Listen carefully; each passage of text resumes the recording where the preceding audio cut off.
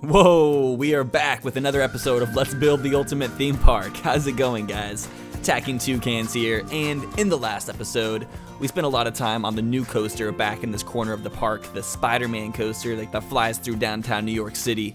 Now, we're going to take a break on working from this coaster today, but I just wanted to spend a little bit of time and just work on the supports a little bit.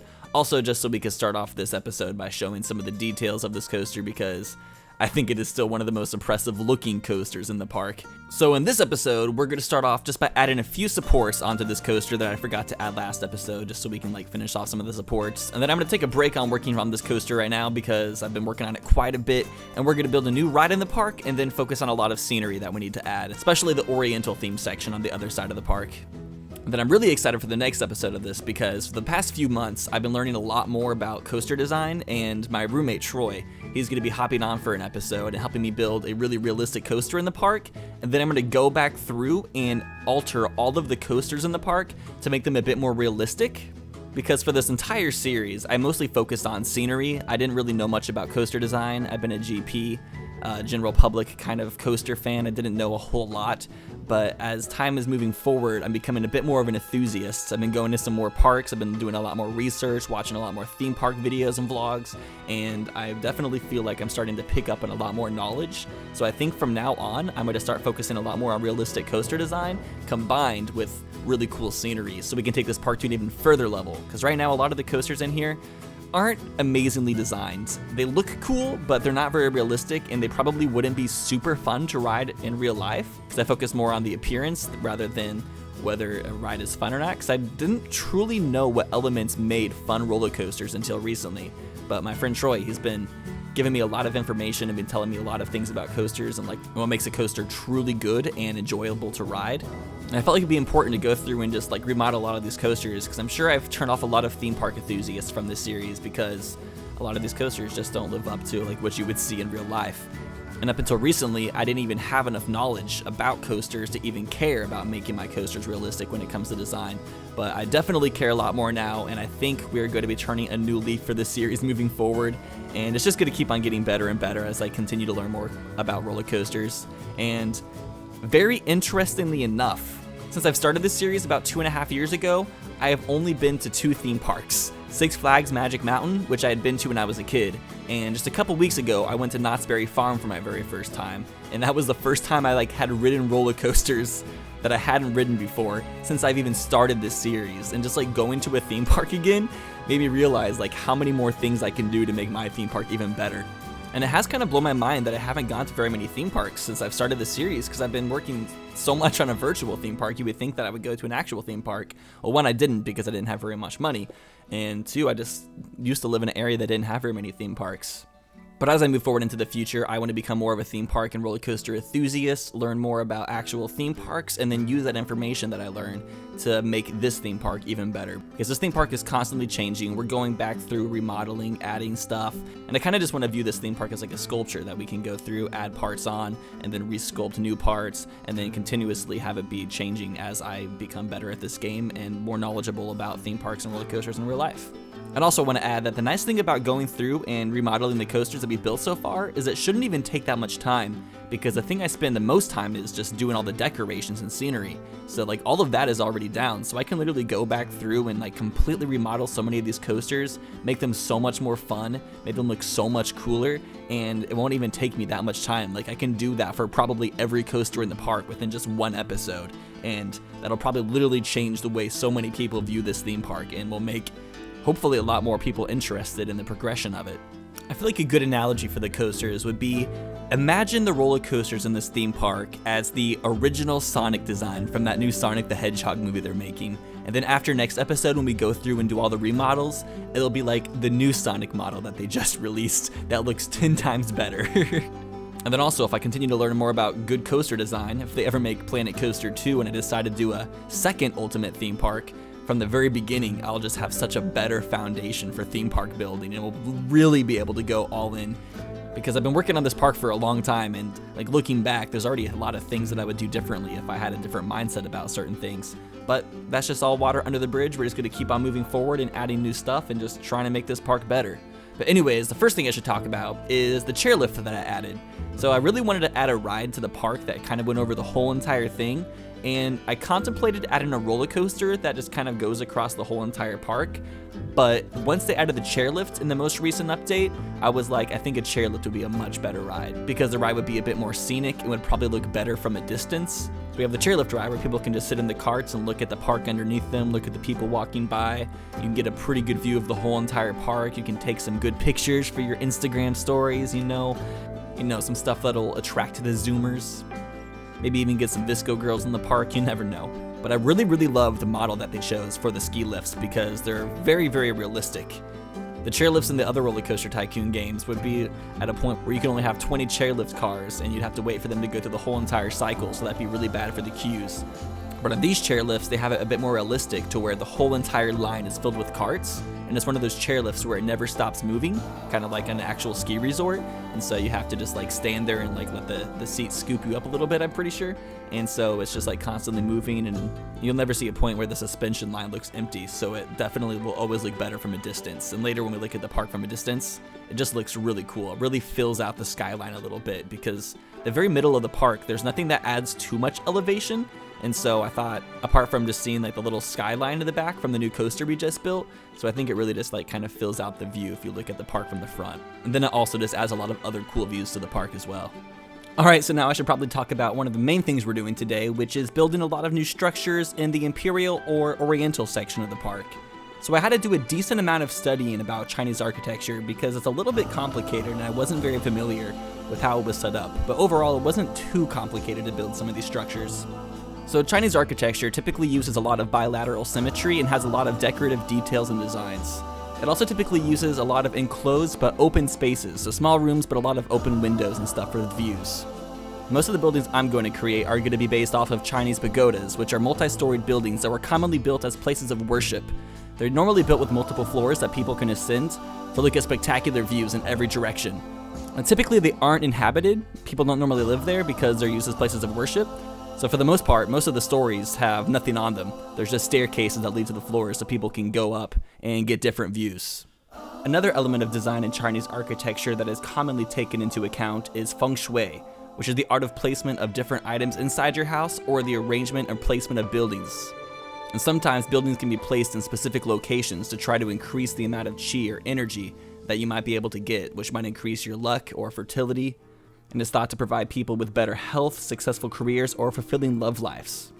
It uses different branches of scholarly studies such as physics, philosophy, astronomy, and astrology to find the best arrangement of furniture and objects inside a room to optimally increase the amount of energy and good luck and fortune that you may gain from it. Now, it's a pseudoscience, so most of it isn't concrete, it's a lot of just belief, but regardless of that, it's still become a very popular way to arrange objects, even in Western culture nowadays. Another very common symbol and creature used in Chinese architecture is the mythological creature, the dragon, which typically represents power, strength, and good luck, but dragons were also believed to have auspicious powers over things like water, rainfall, typhoons, and floods. They were typically used on imperial palaces to represent authority and the amount of power a family would have over others.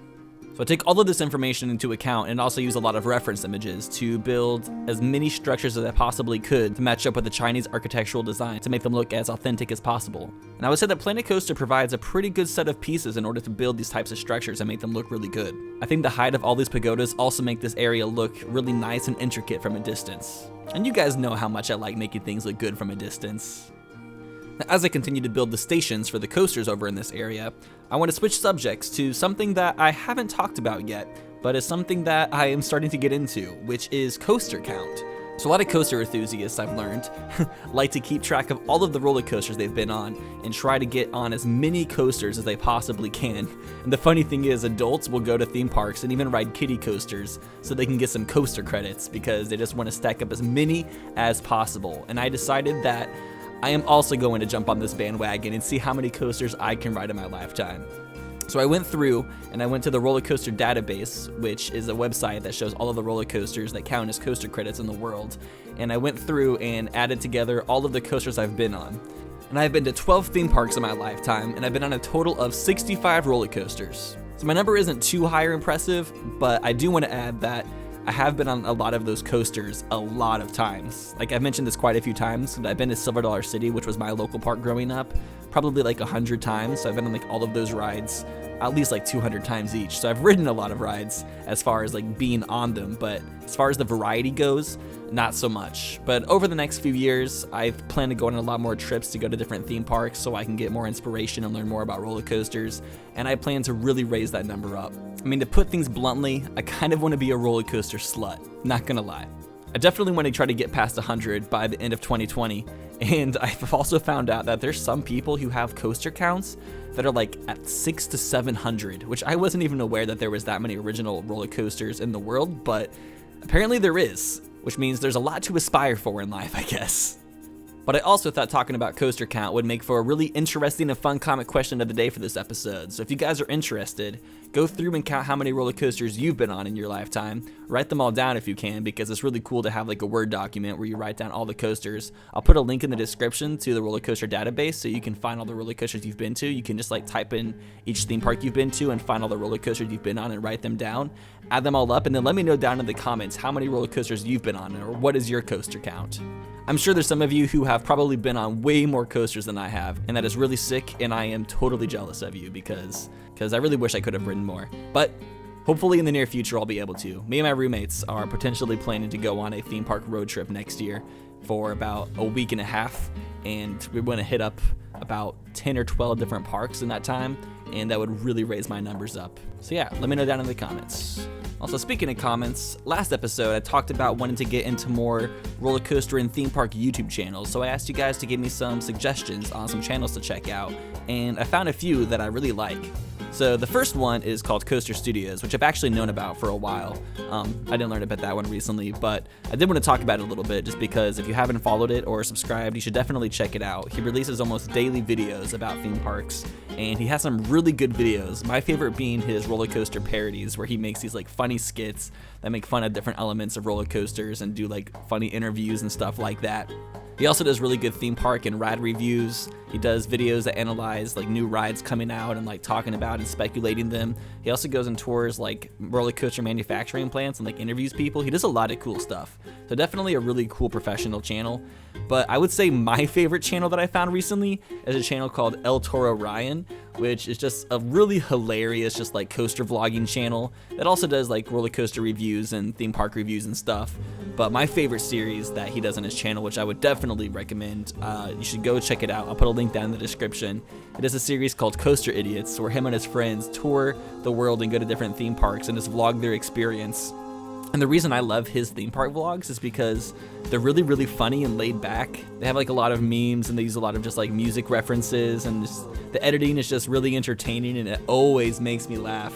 And his friends just seem like so much fun, and it just seems like a really fun group of like friends that you want to go and just go to theme parks with. So El Toro Ryan, definitely go check that channel out. He's getting close-ish to hitting 10K subscribers, so if we could possibly get him to 10K subscribers with this video, if we can get him that much of a push, that would be freaking awesome. So definitely worth checking out. He's a little bit more inappropriate, but that's kind of the reason I like him. He definitely reminds me of like what me and my friends would be like when we go to theme parks. And the last channel I want to recommend is a channel called Airtime Thrills, which I haven't watched too much of, but the videos I have seen have all been really good.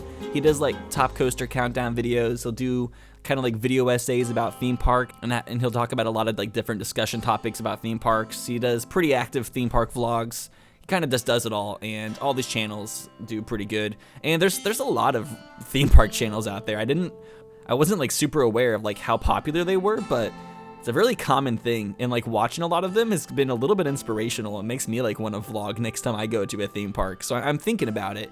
I might like test the waters next time I go to a theme park. I got a season pass for Knott's Berry Farm in 2020, so maybe that'll be one of the first theme parks I do a vlog for. That's just an idea. It's not a promise. It's just something I'm thinking about, just kind of thinking out loud. I just think it'd be kind of fun. It would give me something else to do while I'm at a theme park. You know, when you're waiting in lines, things can get a little bit boring. So might as well like kind of flex a little bit of creativity and try to create something while you're doing that, huh? But yeah, speaking of Knott's Berry Farm, I finally went to that park for my very first time. And I think that's my first Cedar Fair park I've ever been to. No, I think Worlds of Fun is probably my first Cedar Fair park, because I'm pretty sure that's Cedar Fair. So Knott's Berry Farm is the second one, and my friend Troy that I mentioned earlier, it's actually his favorite theme park, because it's the one he grew up with, and it's just really good. They have some really awesome rides like Accelerator, which Goes from 0 to 82, I believe, in 2 seconds, which is it's breathtaking. It's freaking phenomenal. And it also has one of my favorite wooden roller coasters I've ever ridden called Ghost Rider, which is a wooden coaster that has a lot of airtime, just like a crap load, and it's just super duper long. One of the longest roller coasters I've been on. And the coolest thing about it is whenever we went to Knott's Berry, we went on a Monday or Tuesday, and there was literally nobody there, which is always the best like way to go to a theme park, is like when you have the whole theme park to yourself practically. I didn't have to wait in line for any ride in the park except for like a 5-minute ride to get on the log flume, which is kind of worth it because their log flume is really like heavily detailed, especially with like some of the Halloween decorations they had, because they do like Knott's Scary Farm, which is their Halloween thing, so they had a ton of Halloween decorations up, which was really neat. But that was the first new theme park that I've been to in years, and it was a wild journey because, like I said, I've been building this theme park for such a long time, and just getting to go to a new theme park and get like new inspiration and ideas just really felt good, and it really just kind of like reinvigorated me to come back and start building onto the series again. The interesting thing is it's a really small and compact park. Like the space, it doesn't take any time at all to walk from one side to the other, but they have a lot of coasters like packed in the space that they have. So the optimization there is really well done, and the scenery overall was pretty chill. It wasn't like too over the top, nothing like too spectacular. It's like not like Universal Studios or Disneyland or anything, or like Silver Dollar City, which is what I'm used to. But they definitely did have a pretty nice variety of scenery, and they didn't just like slack off, kind of like how Six Flags typically does. Six Flags isn't very good in the scenery department, but that's because they typically focus on their coasters. I would say the coolest experience I had at Knott's Berry Farm, which was something that has never happened to me before in my life, was on Ghost Rider, the wooden coaster I was telling you about earlier. We rode the ride, and when we came back to the station, there was literally nobody else waiting to get on the coaster, and so we asked the ride operators if we could just stay on the cart and ride through a second time, and to my freaking surprise, he said yes, which I've asked that at other theme parks like all the time, and they always say no. They say it's like against their policy, they can't do it, and they're like, I'm sorry, but like you have to go back through the line, which is understandable, but it always kind of sucks because you're like, come on, there's nobody else in line. It's like, let me stay on it, just ride again. It's not that big of a deal. But the ride operator let us stay on the ride, and we rode through 2 times without having to get off the train, which really just like made my day because that's never happened to me before. So that was really fun, and I was like super thankful for that experience. The thing that really surprised me about the Ghost Rider ride though is it had a lot of lateral G's. So whenever it went around like sharp curves, there was a lot of moments where they wouldn't bank it, and so you would like kind of be thrown to the side of the cart, and like your frame would like run in, like, would be kind of like smushed up against you for a bit unless you're like holding on really, really tight. And that was the thing I didn't even realize that they did with coaster blueprints, because I thought like it was just kind of always a thing to have your turns banked. But I guess there's some people out there that like lateral G's, so that was a thing that I got to experience, which was very interesting to take in. I'm not sure if I like lateral G's that much because they're a little bit uncomfortable and almost like take away from the experience a little bit. But at the same time, it was an interesting design choice and something I'll keep in mind when building future coasters. I don't have to bank every single turn is what I'm realizing. Alright, so at this point, I decided that I was getting a little bit tired of building these Chinese-style buildings because I built quite a few consecutively. So I'm going to take a break on working on this section of the park for a little bit, but I wasn't quite done with building for this episode because I really wanted to provide you guys with a lot of different stuff. But before we get to more, I just want to do like a short little fly through what we built so far. I think all the buildings look really, really nice, and I can't wait to continue transforming this area more in the future.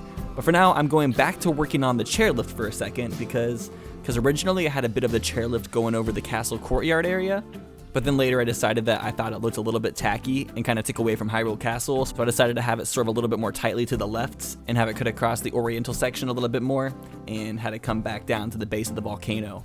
And I'm not sure if you noticed this, but I started building a pathway that goes inside the volcano, and that is because I want to do like an underground hell theme section for this park as well.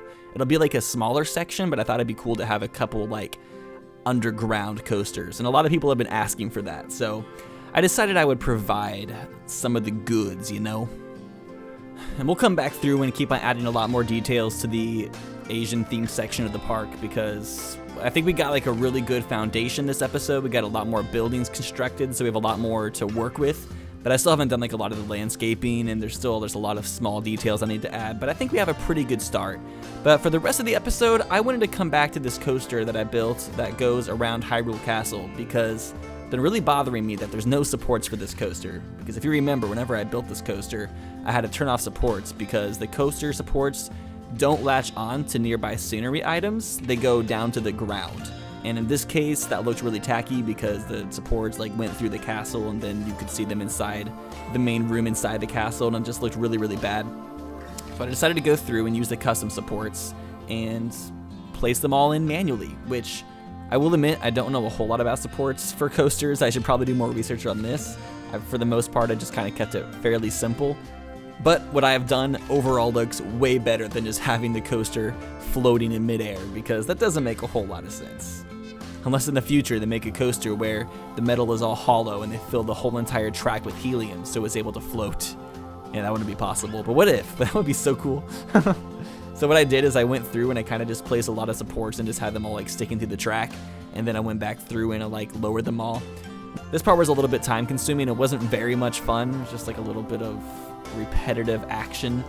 But sometimes that's just what you have to do in this game. Sometimes it's more fun than having to think super intricately about the things you build, especially after building all of those oriental pagodas.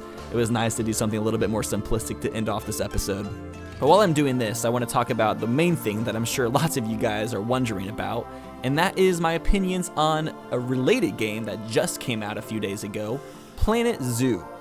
So I will admit I haven't played a whole lot of Planet Zoo. I've probably put in like 10 to 12 hours so far, but so far I have been thoroughly enjoying the game. I think the game is beautiful overall. It has a couple bugs, but if Planet Zoo is anything like Planet Coaster, they're definitely probably working really hard and adding like patches and updates to make sure that the game is fixed. They probably put the game out a little bit early, like most game development companies do, to try to please investors and stuff. But the game is overall working pretty good for me. I am having a pretty fun time. I prefer Planet Coaster overall more because I care more about theme parks than I do about zoos. But one of the things I like about Planet Zoo so far is the game is just like chock full of animal facts. And I'm learning about a lot of new species of animals that I've never seen before. And I'm learning more about how zoos operate and work, which is really neat. What I pretty much plan to do is, right now, I think I'm just going to like casually play the game myself and do like Twitch streams of the game, like I was streaming through some of the career mode on my Twitch channel. And after I've become a bit more familiar with the game, learn more about the scenery pieces I have to work with, then I will start Let's Build the Ultimate Zoo series. But what I did for Planet Coaster is I waited for like 4 or 5 months until after the game came out to start this series, because I wanted to start building the ultimate theme park with some experience under my belt. I didn't just start building this theme park the day the game came out because I was very inexperienced. But I will admit, I was a lot better at Planet Zoo at the launch of the game than I was Planet Coaster, because the game engines work pretty much exactly the same. So I didn't have to like relearn hardly anything. The only thing I'm having to learn a lot about is just like building habitats and learning what the animals like and how to do a lot of the management elements of the game, because Planet Zoo has a lot more management that's involved than Planet Coaster does, which is understandable because animals are needy. You gotta take care of them, gotta feed them, clean up their poop, make sure their habitats are good, make sure all the guests enjoy the habitats they're looking at, and make sure they have toys to play with and all that stuff. Now, I haven't gotten much into the building construction and architecture of Planet Zoo yet, but from what I've observed so far, there is a lot more versatility with the pieces that you're given, and you have a lot more options. Like, one thing I can think of in particular is they have the option to add gutters, like customize your gutters for your buildings, which is something you can't do in Planet Coaster, but would be really awesome to have as an option. And a lot of just like the building pieces they give you in general allow you to build more realistic looking buildings that you would find in a park or a zoo. And so it really makes me excited about the prospect of like the types of pieces that we could get for Planet Coaster too, if that ends up being a thing. And then also just in Planet Coaster, the game engine is just way more smooth in a lot of ways. Just when building structures, the pieces snap together a lot more nicely and everything just feels a lot more crisp. And they definitely learned a lot from Planet Coaster when creating Planet Zoo. And then when making Planet Zoo, I'm sure they learned a lot more. So whenever they make more games after that, they're just going to get better and better. And hopefully the Planet Blank franchise ends up being one of the best simulation franchises that ever exists. And I have a lot of hope. I'm also really excited that Planet Zoo just came out, because a lot more people will learn about Planet Coaster through that. And hopefully a lot more people will learn about this series as well through that. So if anybody is discovering the series because of Planet Zoo, let me know down in the comments. It'd be kind of funny to learn about. And overall, after I play the game more, I will give you guys some more updates on like how I think it will affect Planet Coaster and like what elements of the game that I think will be transferred over and like can be used congruently to it. And we can continue to just nerd out over all of these simulation games that just keep on evolving. I mean, the slogan for Planet Coaster and Planet Zoo, I'm pretty sure, is Simulation Evolved, and as far as I'm concerned, they're doing a pretty damn good job at that, so let's see where it goes from here. But back to building the structures and supports for this coaster. It ended up being very, very time consuming. A lot of supports were needed, and I tried my best to make them look as realistic and sturdy as possible. I had to like double some of them up and do some V supports to make sure that they would look realistic, because just having like random supports just jutting out of nowhere doesn't make a whole lot of sense. For vertical, I think it's fine to just have like a singular vertical support, but for the ones that were horizontal into the walls, I pretty much had to V them all up. It looked really weird being horizontal and perpendicular to the castle. Something I've also realized while doing my commentary is that I should probably make my loops on this ride a little less circular and more like teardrop shape, because apparently if your loops are too circular, it makes them really uncomfortable to go through. It's kind of hard to describe, but apparently it just puts a lot of extra force in your body because of the way it's structured, and it kind of like makes your body stop and then move really fast again at the same time. It's hard to describe. My friend described it to me, but I'm gonna have to go through and fix those as well. But real fast, I think we should go through and actually just ride this coaster real fast, or the outdoor portion, just to see how these ride supports look when riding the coaster. And I should probably go through and do a little bit more smoothing on this coaster. There's a few parts that are a little bit amateurish, but like I said, next episode, the second half is going to be dedicated to going through and doing like a roller coaster remodel for almost all of the rides in the park, and we're going to make them all a lot smoother, more realistic, and hopefully just overall better, so the coaster enthusiasts who are watching the series won't cringe as much when they're riding the coasters, because a lot of people have told me they're like, the scenery of your park is completely phenomenal, but the coasters are a little bit lackluster, and I think we can go through and fix that. So I'm very, very excited for the next episode. Yeah, this loop right here is a bit too circular, so we're gonna have to teardrop that up a little bit. But overall, I think these supports all look pretty good. I'm personally happy with them, but if you have any personal grievances, let me know in the comments. I try to appease people the best I possibly can. And for this series, my goal in the long run is to appease both GP and coaster enthusiasts alike. I'm going to cut that off right there because we're still doing a lot of work to the indoor sections of this coaster, because you guys know this coaster is going to be a lot of work overall. We're still working on it, but I'm going to finish off this episode by getting a good start on the coaster station, because I know for a fact that there's going to be a lot of interior design for this coaster, so might as well get the ball rolling on that, huh? But yeah, so overall, I'm really happy about the new direction that this series is potentially going to be taking, because as I become more of a coaster enthusiast myself, I'm going to keep on doing more research. I'm going to learn more about like roller coaster manufacturers, like who is manufacturing what, how it's being innovated, what's happening in the market, and all of that stuff. I'm starting to find this more and more interesting as I keep on like doing more and more research, and I really wish I would have started doing this years ago. I feel like my commentary for the previous episodes of this series would be way more interesting, but hey, it's never too late to start learning something new, right? You just got to keep on moving forward and just kind of be okay with this stuff that you didn't know in the past. And the main problem is I just have never had a friend in the past who was a coaster enthusiast, and now having one is literally changing my perspective, and I'm getting to have a lot more conversations about it, and it's just making me so much more excited to learn about the culture of roller coasters. Something else I'm pretty excited about is now that I've put the supports on this coaster, I think I can finally make the video where we ride the other Zelda coaster, because I was holding off on that because I didn't want to like show off Hyrule Castle when there wasn't supports on the coaster that was going around it. But now that that's done, I can actually make the video riding the other coaster, and then once this coaster's done, we'll make a video riding it as well. That's pretty exciting because I feel like the Zelda coaster is like the coolest ride in the park, and I still haven't made an official video riding it yet, and it's such a wasted opportunity, and that's probably going to get a lot more people interested in the series, and hopefully some of the other things I have planned soon will get a lot more people interested as well. This episode was definitely one of those like in-between episodes because I just did a lot of like decorating that we really needed to get out of the way, but hey, we built the chairlift as well. That looks pretty cool, even though we didn't even make the keys for the ride. But anyways, that is all I got for you guys this episode, so thank you all so much for making it to the end. If you enjoyed the video, don't forget to hit that thumbs up button because it helps me out a ton, and I will see you guys in the next one. Have a great day.